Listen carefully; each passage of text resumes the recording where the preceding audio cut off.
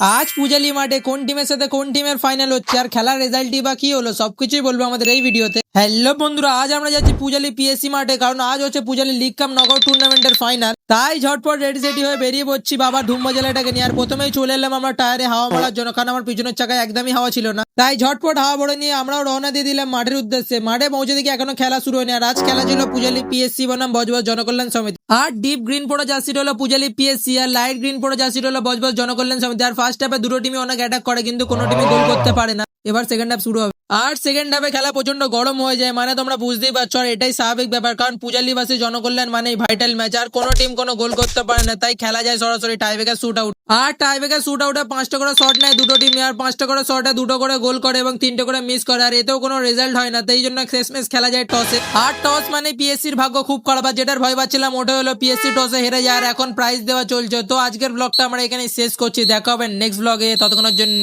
Tata.